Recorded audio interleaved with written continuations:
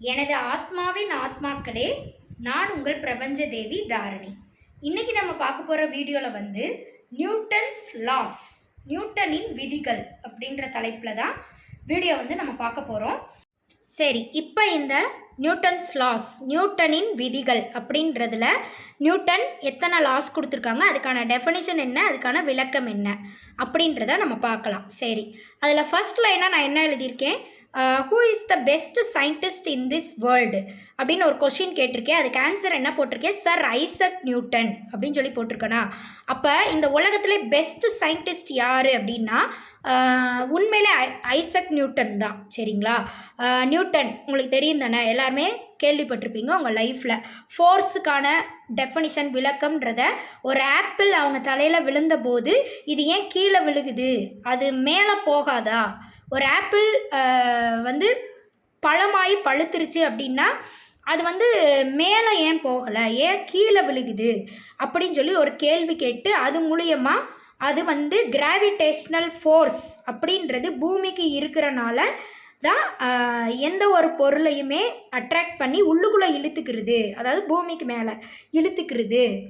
அப்போ எந்த ஒரு ஆப்ஜெக்டாக இருந்தாலும் கீழே நோக்கி தான் எல்லாமே நகரும் அப்படின்னு சொல்லி ஒரு விஷயத்தை அவர் கண்டுபிடிச்சாரு. அது காரணம் கிராவிடேஷ்னல் ஃபோர்ஸ் ஆஃப் அட்ராக்ஷன் அப்படின்னு சொல்லி வச்சுக்கலாமா. அப்படின்ற ஒரு விஷயத்தை கண்டுபிடிச்சி இந்த ஒட்டுமொத்த உலகத்துக்கும் கொடுத்தவர் சர் ஐசக் நியூட்டன். அதில் ஒரே ஒரு லா, இப்போ நான் சொன்ன விஷயத்தை மட்டும்தான் சொல்லியிருக்காருன்னா கிடையாது. 3 விதமான லாஸ் வந்து அவர் வகுத்து கொடுத்துருக்குறாரு. அவராக கண்டுபிடிச்சதில்லை. இந்த ஸ்பேஸில் அதாவது அப்போ அவர் கண்டுபிடிச்ச ஸ்பேஸு, சரிங்களா, ஸ்பேஸ்னால் ஒட்டுமொத்த பிரபஞ்சம் முழுக்கன்னு சொல்லி அவர் கண்டுபிடிச்சிருக்கிறாரு. ஆனால் இந்த லாஸ் வந்து ஒட்டுமொத்த பிரபஞ்சம் முழுக்க அப்ளை ஆகாது. இது வந்து தேர்டு டைமென்ஷனல் கேலக்சியில் இருக்கக்கூடிய அத்தனை ஆப்ஜெக்ட்டுக்கோ, அத்தனை உலகம் உயிர்கள் எல்லாத்துக்குமே இந்த லா வந்து ஒர்க் அவுட் ஆகும். சரிங்களா, 3 விதமான லாஸ் கொடுத்துருக்குறாரு. அது என்னென்ன அப்படின்னு சொல்லி நம்ம பார்க்கலாம். சரிங்களா, Newton's laws, 3 laws for life. இந்த உலகத்தில் வாழக்கூடிய வாழ்க்கைக்கே அது வந்து பொருந்தும். அப்போ இந்த 3 லாஸ் தெரிஞ்சுக்கிட்டிங்கன்னா, புரிஞ்சுட்டு வாழ்ந்தீங்கன்னா, இதில் இருக்கிறத அப்ளை பண்ணி புரிஞ்சு வாழ்ந்தீங்கன்னா உங்களை விட பெரிய ஆள் யாரும் இல்லை. உங்களுடைய கர்ம வினைகளை சீக்கிரம் கழிச்சிட்டு இந்த உலகத்தை விட்டு நீங்கள் போயிடலாம், நல்லபடியாக போகலாம். சரிங்களா, அப்போ ஃபர்ஸ்ட் லா பார்க்கலாமா. Law of inertia. First law என்னது, லா ஆஃப் இனர்ஷியான்னு கொடுத்துருக்குறாரு. அதாவது அட் ரெஸ்ட்டில் இருக்கக்கூடிய ஆப்ஜெக்ட்டுக்கான லா. இப்போ நம்ம ஒரு பொருள் பார்க்குறோம். இப்போ இந்த பேப்பருக்கும் இந்த கேலண்டருக்கும் ஒரு வித்தியாசம் இருக்குது. என்னன்னு சொல்லுங்கள். இந்த கேலண்டர் வந்து காற்றுக்கு ஆடுது, கரெக்டாக. அப்போ இது வந்து மூமெண்ட்டில் இருக்கக்கூடிய பொருள். அப்போ இதுக்கு வந்து வேற ஒரு லா இருக்குது. ஆனால் இந்த பேப்பர் என்னது, காற்றுக்கு ஆடாமல் செவுத்தில் ஒட்டி இருக்கக்கூடிய பேப்பர். அப்போ ரெஸ்ட்டில் இருக்குதுன்னு வச்சுக்கலாமா. அப்போ இந்த மாதிரி நிலையாக, நம்ம கண்ணுக்கு நிலையாக நிற்கக்கூடிய பொருள் அப்படின்னு எதெல்லாம் தெரியுதோ அதுக்கு ஒரு லா சொல்லியிருக்கிறாரு. சரிங்களா, அந்த லா என்னன்னு சொல்லி பார்க்கலாம். அதைத்தான் லா அட்டு ரெஸ்ட்டில் இருக்கக்கூடிய ஆப்ஜெக்ட்டுக்கு ஒரு லா. அதுதான் இருக்கிறதுலே ஃபர்ஸ்ட் லா. இந்த தேர்ட் டைமென்ஷன் முழுக்க எங்கே வேணாலும் நீங்கள் அப்ளை பண்ணி பார்த்தாலும் அது ஒர்க் அவுட் ஆகும். பார்க்கலாமா, அதை தாண்டி போனாலும் ஒர்க் அவுட் ஆகும். சரிங்களா, ஒரு சில இடங்களுக்கு அப்ளை ஆகாது, ஒரு சில இடங்களுக்கு அப்ளை ஆகும். ஏன்னா எல்லாத்தையும் கண்ட்ரோல் பண்ணுறது கடவுள். அப்போ எது எப்படி இருக்கணும்னு கடவுளுக்கு தான் தெரியும். இந்த லாவெல்லாம் வந்து சில இடங்களில் ஒர்க் அவுட், அடுத்த டைமென்ஷனுக்கு போனீங்கன்னா வேறு மாதிரி கூட சேஞ்ச் ஆகலாம் 4th டைமென்ஷனில். அப்போ தேர்டு டைமென்ஷனல் கேலக்சியில் ஒர்க் அவுட் ஆகக்கூடிய ஃபர்ஸ்ட் லா என்னது, ஆப்ஜெக்ட் ரெஸ்ட்டில் இருந்துச்சுன்னா அதுக்கு உரிய லா என்னதுன்னு பார்க்கலாம். அதுக்கு பேர் என்ன சொன்னேன், லா ஆஃப் இனர்ஷியா. இப்போ இதில் இருக்கிறதெல்லாம் வந்து ஆல்ரெடி உங்கள் 9th ஸ்டாண்டர்ட் புக்கில் இருக்கும். சரிங்களா, அதில் போய் நீங்கள் டீப்பாக பார்த்துக்கோங்க. நான் ஜென்ரலாக புக்கில் இருக்கக்கூடிய இதை மட்டும் டெஃபனிஷன் மட்டும் எழுதியிருக்கேன். எழுதிட்டு அதுக்குரிய ஃபார்முலா மட்டும் எழுதி வச்சுருக்கேன். இதுக்குரிய விளக்கம்லாம் புக்கில் உங்களுக்கு தெளிவாக கொடுத்துருப்பாங்க. அதை வச்சு டீப்பாக படிச்சுக்கோங்க. நான் சொல்கிறதெல்லாம் தெளிவாக கேட்டுட்டு நீங்கள் அதுக்கப்புறம் உங்கள் புக்கில் இருக்கிறத ரீட் பண்ணிங்கன்னா சூப்பராக புரியும். அதுக்காக தான் நான் வந்து இதை எழுதி வீடியோவாக சொல்கிறேன். சரி,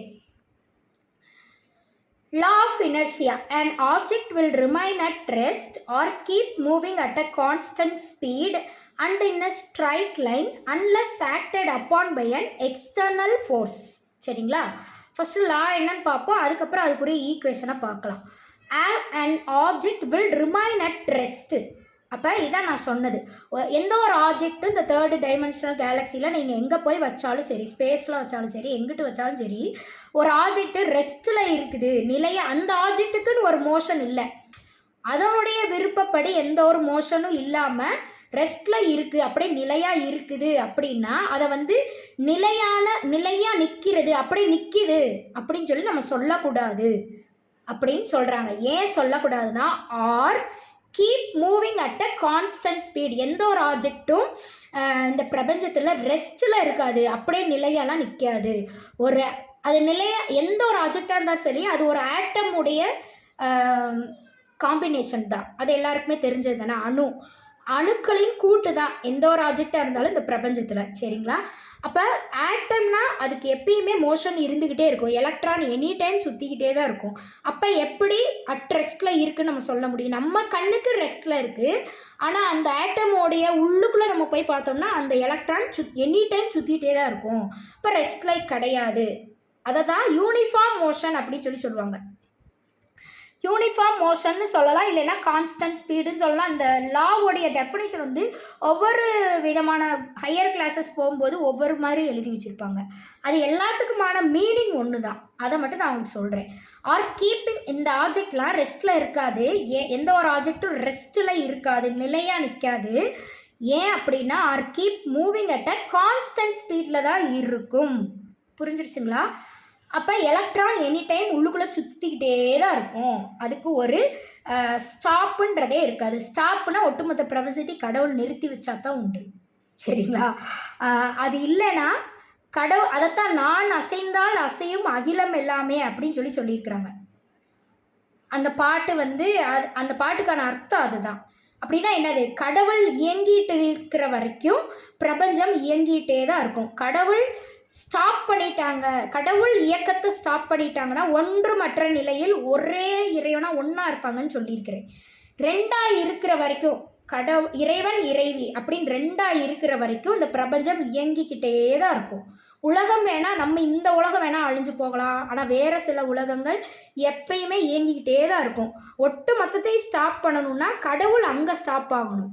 அங்கே ஸ்டாப் ஆகிறதெல்லாம் நம்மளோட இஷ்டத்துக்கு இல்லை, அவங்க இஷ்டப்படி தான் அவங்க ஸ்டாப் பண்ணுவாங்க. சரிங்களா? அது எல்லாத்தையும் இந்த லா வச்சு நம்ம புரிஞ்சுக்கலாம். ஓகேங்களா? அப்போ ரெண்டு பேராக இருக்கிற வரைக்கும், இறைவன் இறைவியாக கடவுள் இந்த பிரபஞ்சத்துக்கு இருக்கிற வரைக்கும் பிரபஞ்சம் எனி டைம் இயங்கி கொண்டே தான் இருக்கும். சரிங்களா?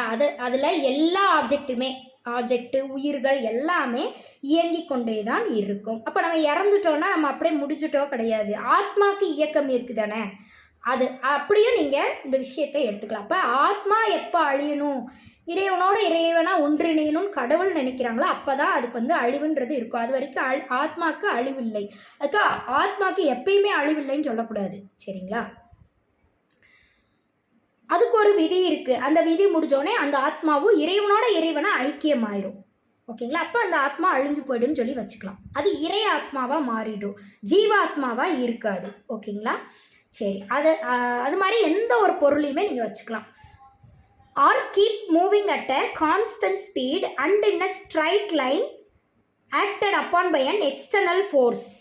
அப்படின்னா என்ன அர்த்தம்னா, கான்ஸ்டன்ட் ஸ்பீடில் சுற்றிக்கிட்டு இருக்கும். எந்த ஒரு ஆப்ஜெக்ட் நிலையாக இருந்தாலும் பிரபஞ்சத்திலேருந்து வரக்கூடிய இரையாற்றலின் இயக்கம் மூலியமாக அது கான்ஸ்டன்ட் ஸ்பீடில் எனி டைம் சுற்றிக்கிட்டே தான் இருக்கும். எந்த மாதிரி சுற்றும்? ஸ்ட்ரைட் லைனில் சுற்றும். ஒரு ஆப்ஜெக்ட் நிலையாக நிற்கிதுன்னா அந்த ஆப்ஜெக்டுடைய மோஷன் ஸ்ட்ரைட் லைன் மோஷனாக இருக்கும், டிஃப்ரெண்ட் மோஷனாக இருக்காது. வளைஞ்சு போகிறது, இப்படி வளைஞ்சு அது இஷ்டத்துக்கு போகிற மாதிரியான மோஷன் இருக்காது.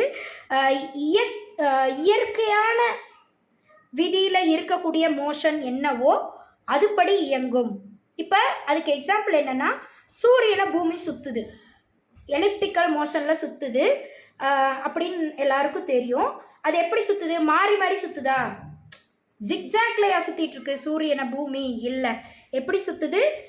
ஒரே எலிப்டிக்கல் மோஷனில் அதுக்குன்னு ஒரு ரூட் இருக்குது, அந்த ரூட்டில் தான் கடைசி வரைக்கும் சுற்றிட்டே இருக்குது. அது கொஞ்சம் விலகுனாலும் எல்லாருமே சோழி முடிஞ்சோம். சரிங்களா? எல்லாமே முடிஞ்சிடும் அப்படின்னு வச்சுக்கோங்க. அது விலகவே விலகாது, ஏன்னா அது கடவுளுடைய கண்ட்ரோலில் இருக்குது. அப்போ அது எப்படி விலகும்? அப்போ இதுதான் அதுக்கு வந்து எக்ஸாம்பிள். நான் சொல்கிற அந்த ஒரு ஆப்ஜெக்ட் நிலையாக இருக்குது, அப்போ அது எல்லாமே அது அதுக்குன்னு தனிப்பட்ட விருப்பப்பட்ட இயக்கம்ன்றது இல்லை. இந்த இந்த இந்த 3rd டைமென்ஷனல் கேலக்சியில் எந்த ஒரு பொருளை எடுத்துக்கிட்டாலும் அதுக்குன்னு தனிப்பட்ட விருப்பப்படியான இயக்கம் அதுக்கு இல்லை அப்படின்னா அது வந்து நிலையாக நிற்கக்கூடிய பொருள் நம்ம சொல்கிறோம். அப்படிப்பட்ட பொருளுக்கும் ஒரு இயக்கம் இருக்குது. அதுதான் ஸ்ட்ரைட் லைனில் நேராக கோடு ஓட்டு சுற்றுறதுன்னு வச்சுக்கக்கூடாது. எந்த ஷேப்பாக வேணால் இருக்கலாம், ஆனால் யூனிஃபார்மாக சுற்றும். அதுக்கு தான் யூனிஃபார்ம் மோஷன்னு சில லாஸ்ட்லாம் அந்த ஃபர்ஸ்ட் லாக்கான டெஃபினிஷனில் இருக்கும். அந்த வார்த்தையை போட்டால் தான் இன்னும் நல்லா நம்ம தெளிவாக புரிஞ்சுக்க முடியும். யூனிஃபார்ம் மோஷன், அந்த கான்ஸ்டன்ட் ஸ்பீட் அப்படின்னு இருக்குல்ல, இந்த வார்த்தைக்கு பதிலாக moving in and uniform motion in a straight line கொடுத்துருப்பாங்க. சரிங்களா? அப்படின்னா என்ன அர்த்தம்? அதுக்குன்னு ஒரு விதி இருக்குது. அந்த ஷேப்பு படி அது எப்போ வரைக்கும் இப்படியே எலிப்டிக்கல்லே சுற்றிட்டே இருக்கணும்னு விதி இருக்குதோ அது வரைக்கும் அது அப்படியே தான் சுற்றிக்கிட்டே இருக்கும். அதில் எந்த ஒரு சேஞ்சஸுமே இருக்காது. சரிங்களா? நிலையாக எது வரைக்கும் அப்படின்னா in a straight line unless acted upon by an external force. வெளியிலேருந்து ஒரு எக்ஸ்டர்னல் ஃபோர்ஸ், எந்த ஃபோர்ஸாக வேணாலும் இருக்கலாம். விசை, ஃபோர்ஸ்னால் விசை. சரிங்களா? வெளியிலேருந்து வரக்கூடிய எந்த ஒரு ஃபோர்ஸோ அது மேலே அந்த ஒரு ஆப்ஜெக்ட் மேலே அப்ளை ஆகுற வரைக்கும் அது யூனிஃபார்ம் மோஷன்லே இருக்கும். இயற்கையான விதிப்படி அப்படியே அது பாட்டுக்கு சுற்றிக்கிட்டே இருக்கும் அப்படின்னு சொல்லி இந்த லாவில் சொல்கிறாங்க. எக்ஸ்டர்னல் ஃபோர்ஸ் அப்ளை ஆயிடுச்சுன்னா அது அந்த பொருளில் மாற்றங்கள் ஏற்படும். பொருளுடைய இயக்கத்தில் அதுக்குன்னு தனிப்பட்ட இயக்கம்னு ஒன்று இருக்குது. அதனுடைய விருப்பப்படி இயங்கக்கூடிய இயக்கம். அந்த இயக்க விதிக்கு ஏற்ற மாதிரி அது போயிடும். அப்போ ஃபர்ஸ்ட் லாவில் அது அப்ளை ஆகாது. எப்போ எக்ஸ்டர்னல் ஃபோர்ஸ் வந்த உடனேமே. அப்போ எக்ஸ்டர்னல் ஃபோர்ஸ் வராத வரைக்கும் பிரபஞ்சத்தினுடைய கண்ட்ரோலில் அது இருக்கும்னு சொல்லி வச்சுக்கலாமா? பிரபஞ்சத்தை உருவாக்கிய கடவுளின் இறை ஆற்றலின் கண்ட்ரோலில் இருக்கும். எக்ஸ்டர்னல் ஃபோர்ஸ் எங்கே இருந்தால் அதாவது ஒரு சூரியன் இப்போ அழியிற ஸ்டேஜில் இருக்குது. அப்போ வந்து பூமியை இழுக்க போகுது அப்படின்னா பூமி யூனிஃபார்ம் மோஷனில் சுற்றிட்டு இருக்குமா? கிடையாது. சூரியனை நோக்கி போகும். அப்போ அதனுடைய எல்லாம் அந்த கோள்கள் இயங்கக்கூடிய எல்லா அந்த பாதை இருக்கும் தெரியுமா? சுற்றுவட்ட பாதைன்றது மாறிடும். அப்போ தான் அந்த கொலாப்ஸ் எல்லாம் நடக்கும். சரிங்களா? நடந்து எல்லாம் சூரியனுக்குள்ளே போயிடுவாங்க அப்படின்னு சொல்லி வச்சுக்கலாம். அதான் external force applying to the earth அப்படின்னு சொல்லி வச்சுக்கலாமா? இந்த மாதிரி வச்சுக்கலாம். இல்லைன்னா பூமியோட ஒரு பெரிய விண்கல் வந்து பூமியில் மோதுது அப்படின்னா பூமியோடைய சுழற்சியில் மாற்றங்கள் ஏற்படும். யூனிஃபார்ம் மோஷனில் போகாது, அதனுடைய சுற்றுவட்ட பாதையில் கரெக்டாக போகாது. ஏதாவது ஒரு சேஞ்சஸ் கண்டிப்பாக பூமியில் இருக்கும் அப்படின்னு சொல்லி வச்சுக்கலாமா? இப்போ இதெல்லாம் நீங்கள் கேட்டிங்கன்னா இந்த லாவுடைய விளக்கம் உங்களுக்கு தெளிவாக புரிஞ்சிடும். ஓகேங்களா? அப்போ அப்படி இன்னொரு ஆப்ஜெக்டு கூட தொடர்பு கொண்டு ஏதோ ஒரு பொருள் இந்த ஸ்பேஸில் அட்ராக்ட் ஆயிடுச்சு அப்படின்னா அப்போ அந்த ஆப்ஜெக்ட்டுக்கு விதிகள் வேறு மாதிரி இருக்கும். தனிப்பட்ட விருப்பப்படி இயங்கக்கூடிய விதி அப்படின்னு சொல்லலாமா? அந்த விதி என்னன்னு சொல்லி பார்க்கலாம். அதுக்கு தான் செகண்ட் லா கொடுத்துருக்காங்க. சரி, இப்போ ஃபர்ஸ்ட் லாவில் இவ்வளோ நேரம் நான் வந்து விளக்கம் கொடுத்தேன்ல, டெஃபனிஷன், அதுக்கு ஒரே லைனில் ஒரு ஃபார்முலா கொடுத்துருக்காங்க. அது என்னன்னு பார்த்துருவோம். F = 0 = constant. அப்படின்னா என்ன அர்த்தம்? Fனா ஃபோர்ஸு. சரிங்களா? இப்போ எந்த ஒரு ஃபோர்ஸுமே தனிப்பட்ட, அதாவது வெளியிலேருந்து வரக்கூடிய எந்த ஒரு ஃபோர்ஸும் இல்லாமல் இருக்கக்கூடிய நிலையாக இருக்கக்கூடிய ஆப்ஜெக்ட்டுக்கு ஒரு ஃபோர்ஸ் வந்து நம்ம கொடுக்குறோம் அப்படின்னா அதுக்கு ஒரு ஃபார்முலா போட போகிறோம் அப்படின்னா அதை வந்து ஃபோர்ஸோடைய ஃபார்முலா, ஃபோர்ஸுக்கான கான்ஸ்டன்ட். ஒவ்வொரு வேர்டுக்கும் ஃபிசிக்ஸில் வந்து அதுக்கு ஒரு கான்ஸ்டன்ட் கொடுத்துருப்பாங்க. இப்போ ஃபோர்ஸுக்கு வந்து F அப்படின்னு சொல்லி, அப்போ வெலாசிட்டிக்கு V, ஆக்சலரேஷனுக்கு A அப்படின்னு சொல்லி கொடுத்துருப்பாங்க. அந்த கான்ஸ்டன்ட் இது வந்து கான்ஸ்டன்ட் வேல்யூ இல்லை, அந்த ஒவ்வொரு வார்த்தைக்கு பெருசாக இருக்குது, பெரிய வார்த்தையாக இருக்குது, இதை ஃபார்முலாவில் போட்டு ஈஸியாக எழுத முடியாது அப்படின்றதுக்காக சின்ன கான்ஸ்டன்ட் ஒரே லெட்டராக ஒரு கான்ஸ்டன்ட் கொடுத்துருப்பாங்க. அந்த கான்ஸ்டன்ட்டை நான் சொல்கிறேன், சரிங்களா?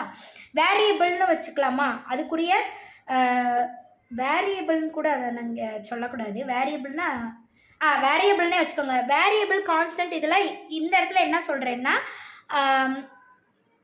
அதாவது ஃபார்முலாக்குள்ளே இருக்கக்கூடியதை நான் சொல்லலை. அதுக்கான வேல்யூ இவ்வளோ பெரிய நம்பர் அதை சொல்லலை, சரிங்களா? ஆல்ஃபபெட்டில் எல்லாத்தையும் நம்ம எப்படி சொல்லுவோம்? கான்ஸ்டன்ட்ஸ், வேரியபிள்ஸ்னால் என்னது? எக்ஸு, ஒய், இஜெட்டு இதெல்லாம் நம்ம சொல்லுவோம்ல, அந்த மாதிரி. ஓகேங்களா? ஓகே, அப்போ ஃபோர்ஸுக்கான கான்ஸ்டன்ட் எது அப்படின்னா எஃப், கேபிட்டல் எஃப் தான் ஃபோர்ஸுக்கு சுருக்கமாக சொல்கிறது. அப்போ அந்த எஃப்க்கு ஒரு டெஃபினிஷன் இருக்குது. எஃப் ஈக்குவல் டு 0ன்னு சொல்லி நீங்கள் அப்ளை பண்ணுறீங்கன்னா, அதாவது ஒரு ஆப்ஜெக்ட் ரெஸ்ட்டில் இருக்குது, அதுக்குரிய ஃபோர்ஸ் என்னன்னு நீங்கள் கண்டுபிடிக்க போகிறீங்கன்னா அது ஈக்குவல் டு கான்ஸ்டன்ட்டுன்னு வச்சுக்கணும். இப்போ பூமியில் ஒரு ஆப்ஜெக்ட் இருக்குதுப்பா, அதுக்கு நீங்கள் அந்த ஆப்ஜெக்ட் நிலையாக இருக்குது, எந்த வித இயக்கமும் இல்லாமல் பூமியில் நிலையாக இருக்குது, நம்ம பூமியில். அப்படின்னா அது எதில் இருக்குது? கான்ஸ்டன்ட் ஸ்பீடில் இருக்குது. அப்போ அந்த ஆப்ஜெக்ட்டுக்கு நீங்கள் ஃபோர்ஸு கண்டுபிடிக்க போகிறீங்கன்னா F is equal to 0 equal to கான்ஸ்டன்ட்டுன்னு சொல்லி அதுக்கு ஃபோர்ஸை கண்டுபிடிச்சிட்டிங்க. அப்போ அந்த F is equal to 0 equal to கான்ஸ்டன்ட்டுன்னு ஒரு வார்த்தை இருக்குல்ல, அந்த வார்த்தைக்கான அர்த்தம் என்ன? அப்போ அந்த இடத்துல நம்ம என்ன போடணும் அப்படின்னா, இப்போ பூமியில் அந்த ஆப்ஜெக்ட் இருக்குதுன்னா அதுக்கு கிராவிடேஷ்னல் கான்ஸ்டன்ட்டுன்னு ஒன்று இருக்குது. ஒவ்வொரு பிளானட்டுக்கும் கிராவிடேஷ்னல் கான்ஸ்டன்ட் கண்டுபிடிச்சி வச்சுருக்குறாங்க, சரிங்களா? சோலார் சிஸ்டத்தில் அதுக்கு ஒரு வேல்யூ இருக்குது, ஓகேங்களா? அப்போ இந்த F is equal to 0 equal to கான்ஸ்டன்ட்டுன்னு இருக்குதா? இந்த கான்ஸ்டன்ட்டுக்கு இப்போ எர்த்தில் ஒரு ஆப்ஜெக்ட் இருக்குது, நிலையாக இருக்குது அப்படின்னா, கான்ஸ்டண்ட்டாக இருக்குது அப்படின்னா அதுக்கு ஒரு எர்த்துக்கு ஒரு கிராவிடேஷ்னல் மாஸ்ன்னு சொல்லி இருக்குதுன்னு சொல்லி வச்சுக்கலாமா? எர்த்துக்கு ஒரு கிராவிடேஷ்னல் மாஸ் இருக்குது, சரிங்களா? அதாவது எர்த்துடைய கிராவிடேஷ்னல் மாஸ் கிடையாது. எர்த்தில் எந்த ஒரு ஆப்ஜெக்ட் நிலையாக இருந்தாலும் அதுக்கு ஒரு கிராவிடேஷ்னல் வேல்யூ அப்படின்னு சொல்லி கிராவிடேஷ்னல் கான்ஸ்டன்ட் அப்படின்னு சொல்லி வச்சுக்கலாமா? அந்த கான்ஸ்டன்ட்டு என்னது அப்படின்னா 9.8 மீட்டர் பெர் செகண்ட் ஸ்கொயர் அப்படின்னு சொல்லி வச்சுக்கலாமா? அந்த இப்போ ஒரு ஆப்ஜெக்ட் எர்த்தில் நிலையாக இருக்குது, எந்த மோஷன்லையும் எக்ஸ்டர்னல் ஃபோர்ஸ் இல்லாமல் எந்த ஒரு மோஷன்லையும் இல்லாமல் நிலையாக இருக்குதுன்னா அப்போ எர்த்தோட கிராவிட்டிக்கு ஏற்ற மாதிரி கிராவிடேஷ்னல் ரொட்டேஷனில் இப்போ அது இருக்குதுன்னு அர்த்தம். இப்போ தாரணி, நான் இங்கே நின்றுக்கிட்டு இருக்கிறேன் அப்படின்னா, நான் எந்த இயக்கமும் இல்லாமல் சும்மா நிற்கிறேன் அப்படின்னா நான் எர்த்துடைய கிராவிடேஷ்னல் ரொட்டேஷனுக்கு ஏற்ற மாதிரி நான் மூவ் ஆகிக்கிட்டு இருக்கேன் அப்படின்னு சொல்லி அர்த்தம். அப்போ நான் ஒரு இயக்கம் இல்லை, எனக்கு நின்று கால் வலிச்சிருச்சு அப்படி சொல்லி நடக்கிறேன் அப்படின்னா அப்போ எர்த்துடைய கிராவிட்டியை எதிர்த்து நான் வேறு ஒரு மோஷனை அப்ளை பண்ணுறேன். என் பாடியில் இருக்கக்கூடிய எதிர்ப்பு விசைன்னு சொல்லி வச்சுக்கலாமா? அதை நான் அப்ளை பண்ணி எதிர்த்து நான் ஒரு மோஷனை அப்ளை பண்ணுறேன், அதுக்கு ஏற்ற மாதிரி என்னுடைய கால்கள் நடந்து போகுது அப்படின்னு சொல்லி வச்சுக்கலாமா? அதுக்கு வேறு ஒரு லா இருக்குது, ஓகேங்களா? இப்போ நிலையாக நிற்கிறதுக்கு அப்போ நான் இப்போ தாரணி நிற்கிறேன், எந்த ஒரு மோஷன்லையும் இல்லாமல் எர்த்தை டிபெண்ட் பண்ணி நிற்கிறேன், மூணில் நிற்கலை, சரிங்களா? நிற்கிறேன் அப்படின்னா இந்த எர்த்தில் எந்த ஒரு ஆப்ஜெக்ட்டு நிலையாக நின்னாலும் எத்தனை அடி ஆப்ஜெக்டாக இருந்தாலும் சரி அதுக்கு ஒரு கிராவிடேஷ்னல் வேல்யூ இருக்குது, கிராவிடேஷ்னல் கான்ஸ்டன்ட் இருக்குது. அதுதான் 9.8 மீட்டர் பெர் செகண்ட் ஸ்கொயர். அந்த வேல்யூவை அதில் அப்ளை பண்ணிடணும் இந்த இடத்துல, சரிங்களா? அப்போ F is equal to G. இப்போ தாரணியோடைய ஃபோர்ஸு, தாரணி இப்போ நிலையாக நின்றுக்கிட்டு இருக்கிறேன்னா அப்போ என்னுடைய ஃபோர்ஸ் என்ன அப்படி சொல்லி நான் கால்குலேட் பண்ணேன்னா எர்த்துடைய ஃபோர்ஸ் என்னவோ, எர்த்து நமக்கு எந்த மாதிரியான ஃபோர்ஸை நமக்கு கொடுத்துருக்குதோ அந்த ஃபோர்ஸை இந்த இடத்துல நம்ம அப்ளை பண்ணிக்கிறணும். ஈக்குவல் டு 0ன்றது நம்ம கண்ணுக்கு தெரிஞ்சது, தாரணி இப்போ நிலையாக நிற்கிறனால ஈக்குவல் டு 0. அதையும் தாண்டி உண்மையான ஃபோர்ஸ் என்ன நம்ம கால்குலேட் பண்ணணும்னா அது equal to 0 equal to constant. அந்த கான்ஸ்டன்ட்டில் நான் இப்போ எதை அப்ளை பண்ணணும்னா 9.8. அப்போ தாரணியுடைய ஃபோர்ஸு நிலையாக நிற்கிறதுக்குரிய ஃபோர்ஸ் என்ன அப்படின்னா F is equal to 0 equal to 9.8 metre per second. அந்த இடத்துல எழுதலாமா? எர்த்துக்கு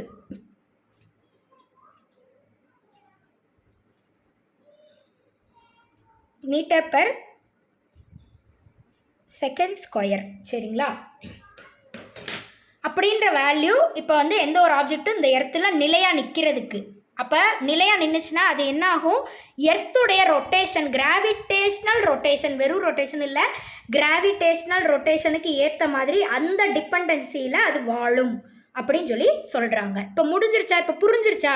இப்போ நீங்கள் அமைதியாக நின்றுக்கிட்டு இருக்கீங்க அப்படின்னாலே நீங்களும் எர்த்துடைய மோஷனில் இருக்கிறீங்க அப்படின்றத ஃபஸ்ட்டு லா மூலியமா எந்த ஒரு பொருளும் நிலையாக நிற்காது அப்படின்றத நம்ம தெரிஞ்சுக்கிட்டோம். அப்போ நம்ம வாழ்க்கையில் வயிற்றுக்குள்ளே ஒரு பேபி இருந்தாலும் அது நிலையாக பிறந்தாதான் அதுக்கு வந்து வாழ்க்கைன்றது இருக்கும் அப்படின்னு சொல்லி நம்ம சொல்ல முடியாது. வயிற்றுக்குள்ளே இருந்தாலும் நம்ம கண்ணுக்கே தெரியாத இத்தினூண்டு ஆல்கேவாக இருந்தாலும் அதுவும் ஒரு ரொட்டேஷனில் இருக்குது. கண்ணுக்கு தெரிஞ்ச டேபிள் சேருக்கெலாம் உயிர் இருக்கா? உயிர் இல்லை. அப்போ டேபிள் சேருக்கும் ஒரு ரொட்டேஷன் இருக்குது. உயிரே இல்லைனாலும் அதுவும் அது நிலையாக நின்றுட்டு இருந்தாலும் பூமியினுடைய கிராவிடேஷ்னல் ரொட்டேஷனுக்கு ஏற்ற மாதிரி அதை டிபெண்ட் பண்ணி டேபிள் சேர்லாம் நம்ம கண்ணுக்கு தெரியாமல் சுற்றிட்டு இருக்குது. எதை சுற்றுது? சூரியனை சுற்றிட்டு இருக்குது. நம்ம எல்லாருமே சூரியனை தானே சுற்றிட்டு இருக்கோம். அது தெரியும்ல. அது எல்லாமே இந்த ஃபர்ஸ்ட் லாவில் அடக்கமாயிடும்.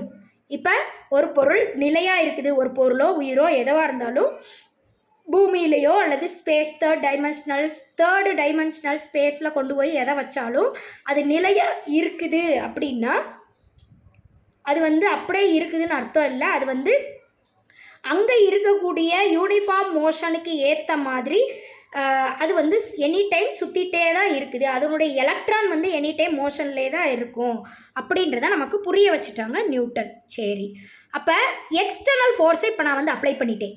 ஓகேங்களா? எந்த ஒரு ஆப்ஜெக்ட்டு இப்போ தாரணி வந்து ஒருத்தவங்க தள்ளி விட்டுட்டாங்க. தாரணி வந்து இப்போ நிலையாக நின்றுக்கிட்டு இருக்கிறேன். பின்னாடி இருந்து ஒருத்தவங்க வந்து தாரணியை தள்ளி விட்டுட்டாங்க. அப்போ தாரணி வந்து கீழே விழுந்துட்டேன். சரிங்களா? கீழே விழுந்துட்டேன்னா அப்போ எனக்கு என்ன மோஷன்? எனக்கு அப்போ என்னை தள்ளி விட்டவங்க, அதுக்கப்புறம் நான் கீழே விழுந்தது, அது ரெண்டையும் சேர்த்து அதுக்கு என்னென்ன லாஸ் நான் இப்போ வந்து அப்ளை பண்ணி அதில் ஃபோர்ஸை கண்டுபிடிக்க போகிறேன். அதுக்குரிய ஃபோர்ஸ் வேல்யூவை நான் கண்டுபிடிக்க போகிறேன். அப்படின்னா நான் என்னென்ன லாஸ் அப்ளை பண்ணணும், எந்த லாஸ்க்குள்ளே அது வரும் அப்படின்றத நம்ம தெரிஞ்சுக்கலாமா?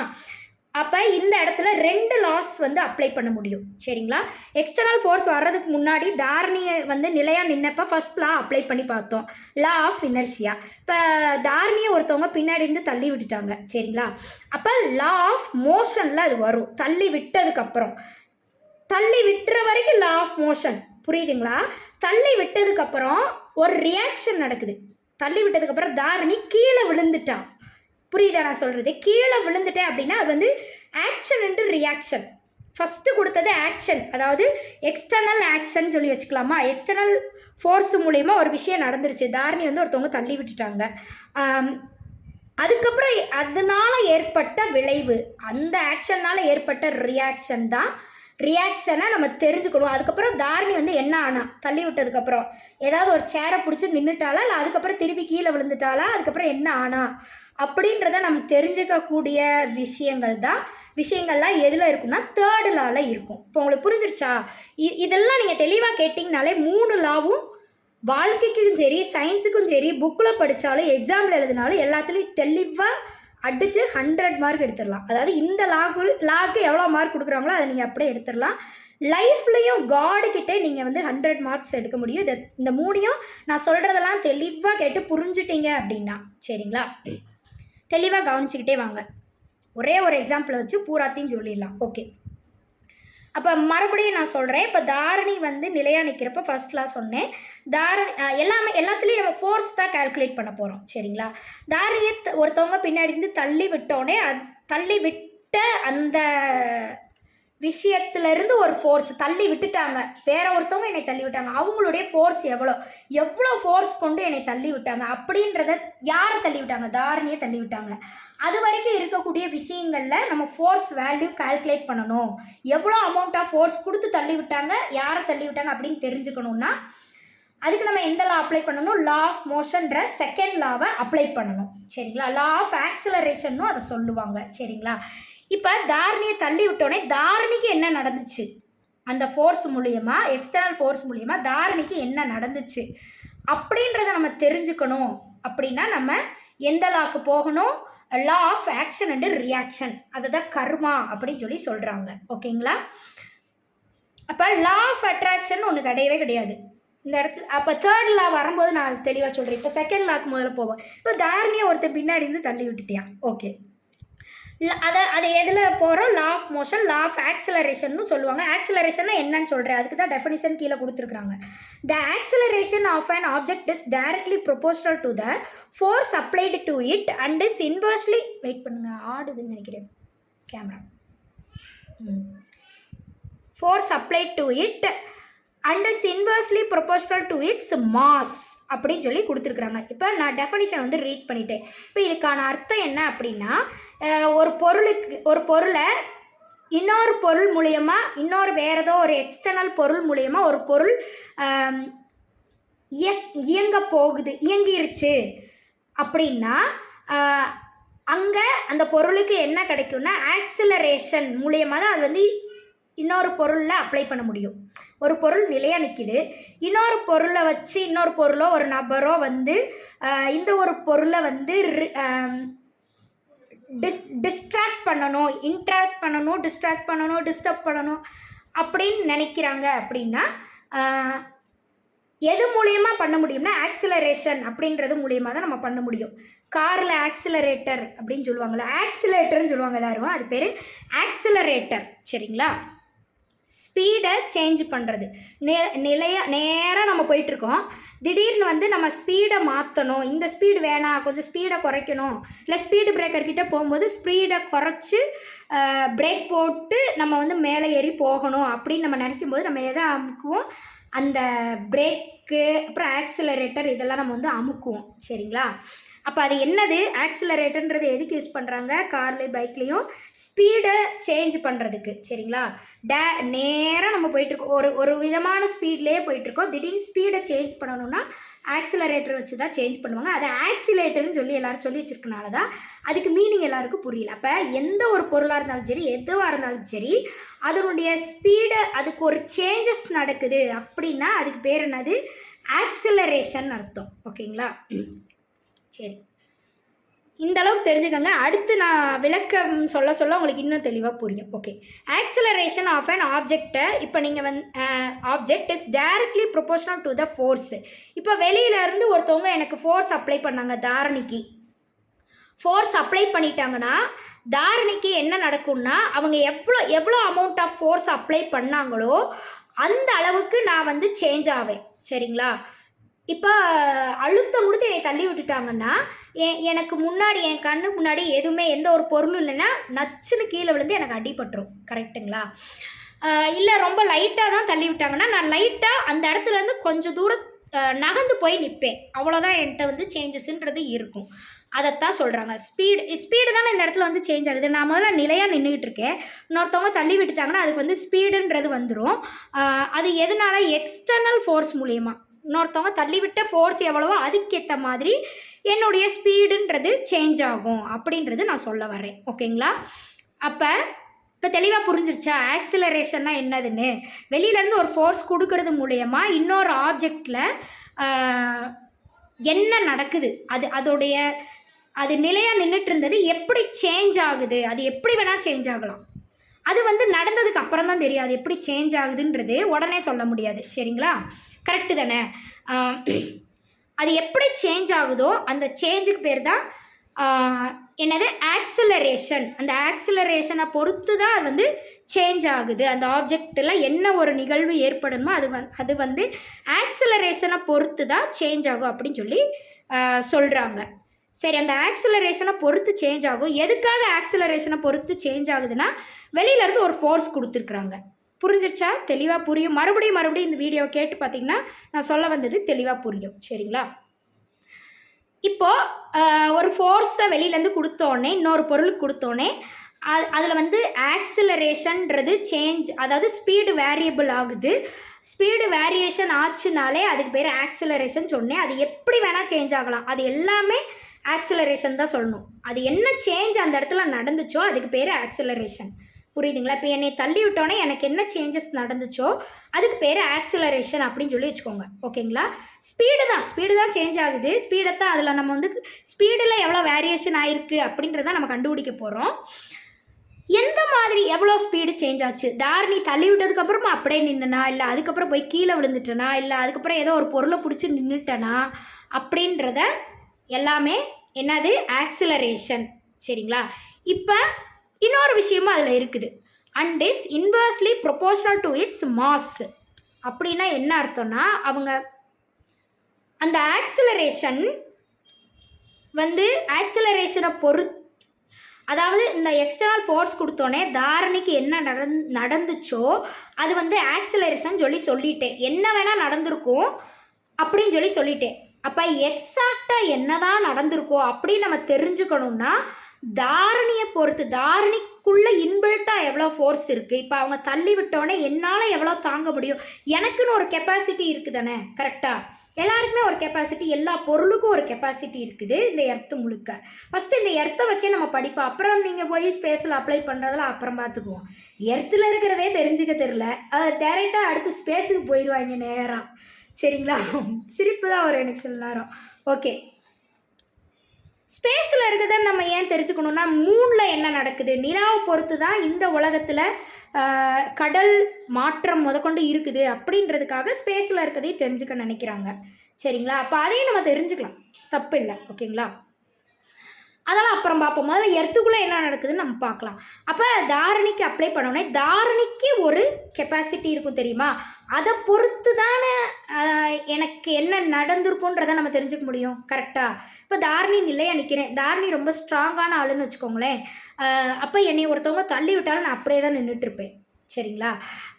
தாரணி ஸ்ட்ராங் இல்லை, வீக்கான ஆள் அப்படின்னா, பல மாதக்கணக்காக சாப்பிடாத ஒரு ஆள் அப்படின்னா தள்ளி விட்டால் நான் என்ன பண்ணுவேன், பொத்துன்னு கீழே விழுந்துருவேன். இல்லை அங்கனக்குள்ளே ஏதாவது ஒரு பொருள் இருந்துச்சுன்னா அதை பிடிச்சி நின்றுவேன். அப்போ ஏதோ ஒரு சேஞ்சஸ் கண்டிப்பாக நடந்திருக்கு. ஓகேங்களா? அப்போ தாரணியை பொறுத்து தானே அங்கே என்ன நடந்துச்சுன்றதை நம்ம தெரிஞ்சுக்க முடியும். ஒரு பொருள் இன்னொரு பொருளில் ஒரு ஃபோர்ஸை அப்ளை பண்ணுது அப்படின்னா அங்கே எக்ஸாக்டாக என்ன நடந்துச்சுன்ற ரிசல்ட்டு நம்ம தெரிஞ்சுக்கணுன்னா அந்த பொருள் அந்த எக்ஸ்டர்னல் ஃபோர்ஸை எந்த பொருள் மேலே அப்ளை பண்ணாங்களோ அந்த பொருளை முதல்ல நம்ம ஸ்டடி பண்ணணும். அந்த பொருளோட கெப்பாசிட்டி என்ன, அது எந்த இடத்துல நின்றுக்கிட்டு இருக்குது அந்த பொருளுக்கு எவ்வளோ ஸ்பீடுன்றது இருக்கும். இப்போ தாரணினால் எவ்வளோ ஸ்பீடாக ஓட முடியும்னு ஒன்று இருக்குது தானே. கரெக்டாக? நான் வந்து அத்லெட்டு கிடையாது. கரெக்டாக? அப்போ அத்லெட்டுக்கும் எனக்கும் வித்தியாசம் இருக்குது.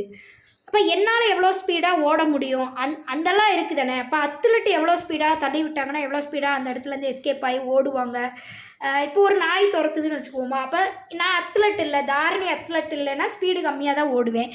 இதே அத்லெட்டு ஒரு நாய் துரத்துதுன்னா ஈஸியாக எஸ்கேப் ஆகி ஓடிடுவாங்க. அவங்க நம்மளை விட அதிக ஸ்பீடாக ஓட முடியும். உண்மையான அத்லெட்டை சொல்லிகிட்டு இருக்கேன், அத்லெட்டுன்னு சொல்லிட்டு சுற்றுறவங்கள சொல்லலை. ஓகேங்களா? அப்போ இந்த விஷயம்லாம் இருக்குது. அப்போ எந்த பொருள் மேலே அந்த ஃபோர்ஸை அப்ளை பண்ணுறோமோ அந்த பொருளை பற்றி முதல்ல நம்ம டீப் ஸ்டடி பண்ணணும்.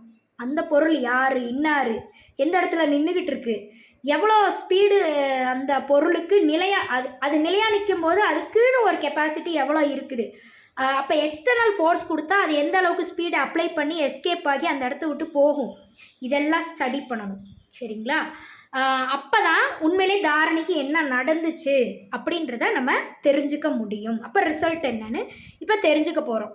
ஓகேங்களா? அப்போ ரெண்டு விஷயங்கள் நடக்குது. ஒரு பொருளுக்கு எக்ஸ்டர்னல் ஃபோர்ஸை அப்ளை பண்ணிட்டாங்கன்னாலே அதில் ஏதோ ஒரு சேஞ்சஸ் நடந்துடும். அந்த சேஞ்சுக்கு பேர் ஆக்சிலரேஷன்.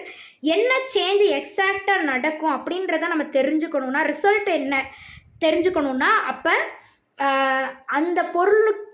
அந்த பொருளோட மாஸ் என்ன, மாஸ்னால் என்னது, பொருளின் நிறை அப்படின்னு சொல்லி என்னுடைய எடைன்னு வச்சுக்கலாமா, தாரணியோடைய எடை, வெயிட்டு, மாசு. சரிங்களா?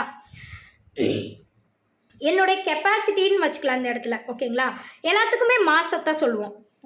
நிட்டாந்தரியா மாஸ் அப்படின்னு சொல்லிட்டோம்னா எந்த ஒரு பொருளை அவங்க குறிப்பிடுறாங்களோ அதுக்குரிய உருவ அமைப்பு, எடை அப்படின்னு சொல்லி வச்சுக்கலாம். ஓகேங்களா?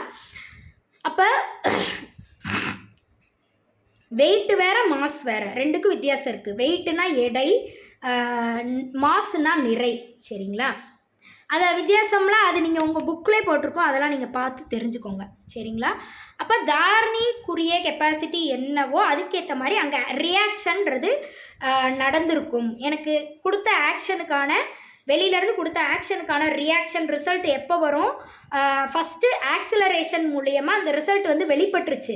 ஆனால் என்ன வெளிப்பட்டுச்சு, எக்ஸாக்டாக என்ன வெளிப்பட்டுச்சுன்றதை தெரிஞ்சுக்கணுன்னா செகண்ட் என்னது, இன்வெர்ஸ்லி ப்ரொபோஷனல் டு இட்ஸ் மாஸை பொறுத்து தான் அங்கே உண்மையிலே என்ன நடந்துச்சு, தாரணியுடைய கெப்பாசிட்டி என்னன்றதை தெரிஞ்சால் தான் அங்கே உண்மையிலே என்ன நடந்துச்சுன்றத, உண்மையான ஃபோர்ஸ் என்ன அப்படின்றத ஒரு ஆப்ஜெக்ட்டுக்கு நம்ம கண்டுபிடிக்க முடியும் அப்படின்னு சொல்லி இந்த லாவுடைய விளக்கம். சரிங்களா? அப்போ ஆக்ஷனுக்கான ரியாக்ஷன் என்னன்றது லாவுடைய தேர்டு லாக்கு போயிடும். சரிங்களா? இப்போ தாரணி கீழே விழுந்துட்டா, அதுக்கப்புறம் கீழே விழுந்ததுக்கப்புறம் இருக்கக்கூடிய ஃபோர்ஸு தேர்டு லாக்கு போயிடும். அதை கண்டுபிடிக்கணும்னா கீழே விழுகிற குறை தள்ளி விட்டுட்டாங்க, அவ்வளோதான். அது மூலயமா தாரணி கீழே விழுந்து முடிச்சுட்டா, அதுக்குள்ளே என்ன ஃபோர்ஸு, கீழே விழுந்ததுக்கப்புறம் என்ன ஃபோர்ஸு, அப்படி ரெண்டையும் தனித்தனியாக பிரிக்கணும். இப்போ தாரணியை தள்ளி விட்டுட்டாங்க, கீழே விழுந்துட்டா, ஃபோர்ஸ் என்ன, F = ma. இப்போ இது அந்த இவ்வளோ நேரம் டெஃபினிஷன் சொன்னேன்ல, அதை ஒத்த வார்த்தையில் நான் சொல்லணுன்னா F = maன்னு சொல்லிக்கலாம். Fனா என்னது, முன்னாடியே சொன்னேன் ஃபோர்ஸு. எம்னா என்னது, மாஸு.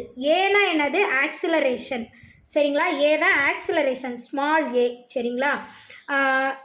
அது கீழே ஒன்று எழுதியிருக்கேன், அதெல்லாம் எழுதுனாதான் உண்மையான டெஃபினிஷன் கீழே இருக்கிறது நம்ம தெரிஞ்சுக்க முடியும். சரிங்களா? அப்போ கீழே என்ன எழுதியிருக்கேன், ஸ்மால் பி, அது வந்து கேபிட்டல் பி இல்லை, small P. Small P = m × v, mv அப்படின்னு வச்சுக்கலாமா? P = mv. பீனா என்னது, அங்கே எழுதாம விட்டுட்டேன், சாரி. பீனா மொமெண்டம்.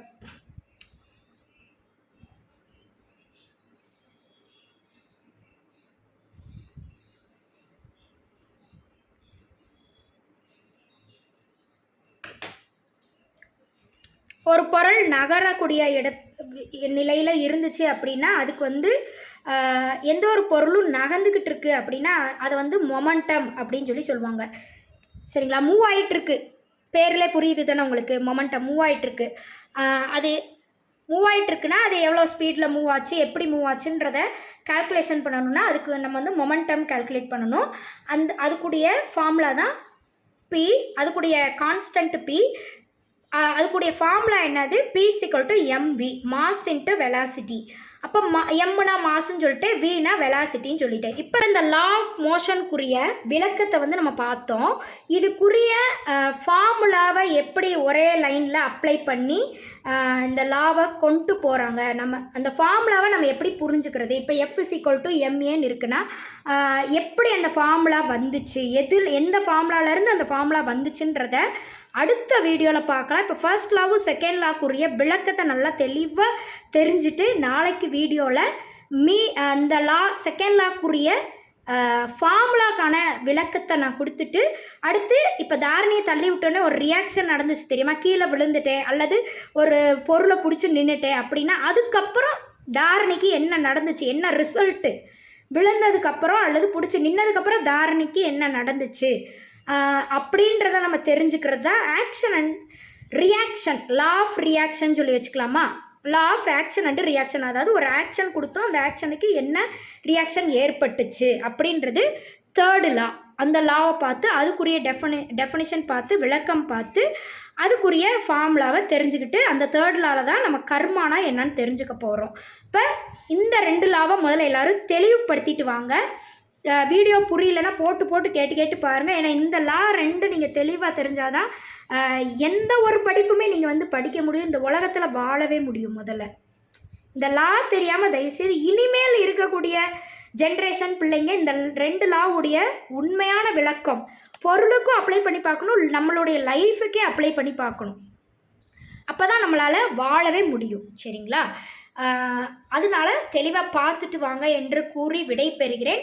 மீதி விளக்கங்களை அடுத்த வீடியோவில் போடுகிறேன் என்று சொல்லி விடை பெறுகிறேன். நன்றி, வணக்கம். அன்பே சிவம். நம சிவாய, நம சிவாய, நம சிவாய.